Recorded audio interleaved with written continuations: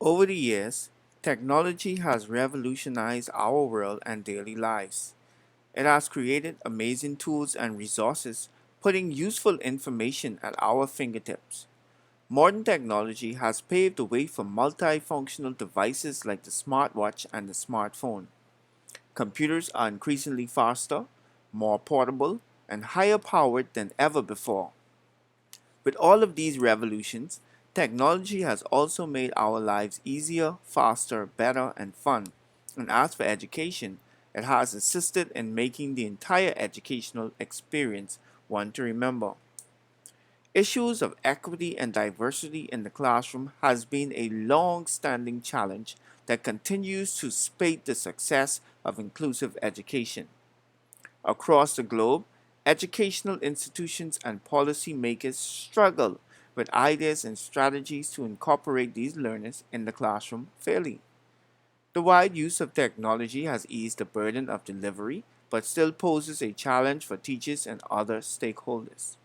With the rollout of assistive technology, the teaching and learning process have become much easier, more adaptive, and inclusive. Students are now able to be engaged in an equitable way, with many of them being reached and their needs met.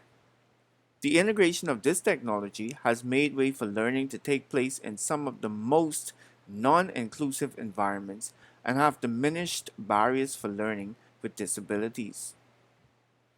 A research study done by ERDAM in 2017 proved that the use of assistive technologies generally has a positive effect on students with special educational needs. Module 3 seeks to shed light on the benefits of using technology to improve educational outcomes in our region. Many new technologies have emerged and have been explored, and so far, students are being reached. Assistive technology can be something very simple and low cost, such as pencil grips or text highlighters, or something more sophisticated, such as a computer system with speech to text tools. When and if used properly, assistive technology can be an effective accommodation for children with learning and attention issues. Digital transformation linked with educational technology, remote working, fintech, and networking can drive people with disabilities towards greater success and help them to tap into their potential and unique skill set. Traveling to and from school can be challenging not only for students using wheelchairs, but also students with autism who are more sensitive to sound and light, which can make public transport and classrooms very stressful. According to a study done by RAFI in 2021, educational technology gives access to education from the comfort of their own homes, where it is easier for them to be cared for by family members.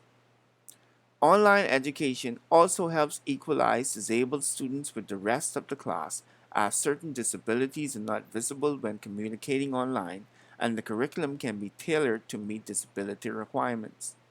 Advances in technology are also making communicating with peers smoother, allowing disabled students to debate and discuss better.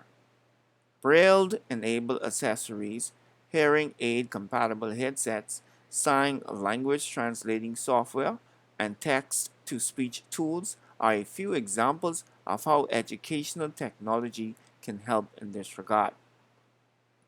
With technology making it possible for disabled students to learn from home, it also prepares students for the future of work, which is going to be more hybrid. As technology evolves, so does the need for the integration and exploration of emerging technologies in inclusive classrooms. We are faced with a generation of students that generally have a shorter attention span, and what we are seeing is that the certain technologies that worked back then are not working for our students.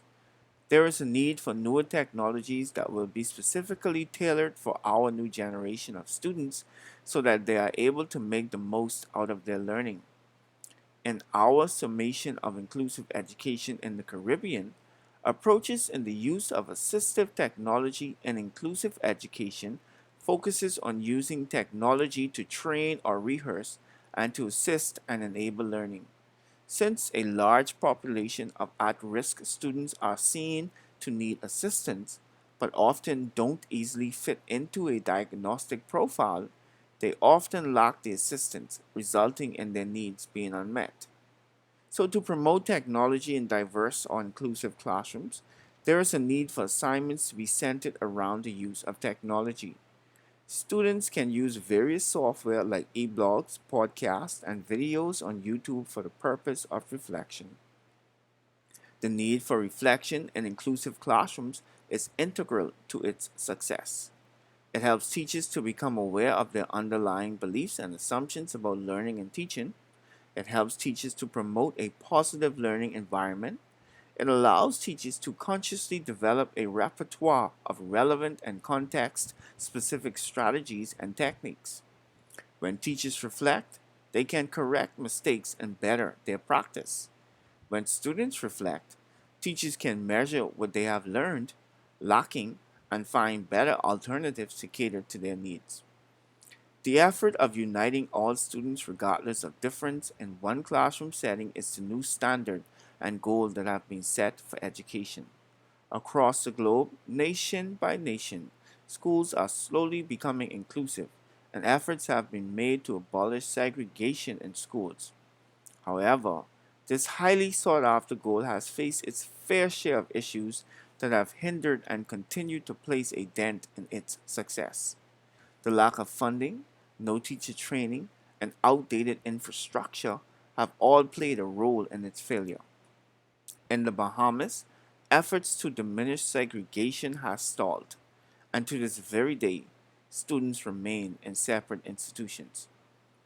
In a recent article published in 2021 by Stahl Dunham, titled Building Inclusive Environments for All Ages with Citizens, and I quote, smart, healthy, and inclusive environments can help improve and support independent living throughout the course of life, regardless of age, gender, health status, disabilities, cultural differences, and personal choices. End quote. Building inclusive environments is integral to its success. In our very own classrooms, we must ensure that we create safe spaces for our students and an atmosphere where all learners will feel welcomed, appreciated, and accommodated. Teachers must firstly find out who their students are, what they are interested in, and create lesson plans and activities that cater to their needs. Studies have shown that students perform better when learning kits are aligned with what it is that they are interested in. Such environment requires a comprehensive approach that optimizes the design of social and physical environments, which is supported by digital tools and services, which allows providing better health and social care, as well as promotes not only independent living, but also equity and active participation in society. Many students with disabilities face physical barriers to access to education, as many schools lack the facilities needed to promote inclusion. According to a report on inclusive and education in the Caribbean by UNESCO in 2021, and I quote, Caribbean countries have taken steps to remove physical barriers in education, but facilities remain inadequate in many places. As there is not one singular problem that hinders the success of inclusive education, there cannot be a single quick fix solution. Schools have developed and grown by the trial and error method. There were countless mistakes, yet they triumphed simply because they did not give up. Globally, there have been echoes of the need for smaller class sizes, teacher training, and additional resources in order to make inclusion successful. Many researchers have dedicated countless hours to uncover the many challenges surrounding inclusion. Until we can explore and integrate these newer technologies in these classrooms, we will continue to march to the same beat. Little to nothing will change, and we will continue to achieve the kind of results we have been achieving for decades. As I conclude this podcast, I am grateful for the feedback received in previous podcasts, and as advised, I have made the necessary recommendations, which was to build on each podcast and provide research literature. I am grateful for the opportunity to partake in this journey, and I look forward to moving ahead in this program. Until then, the journey continues.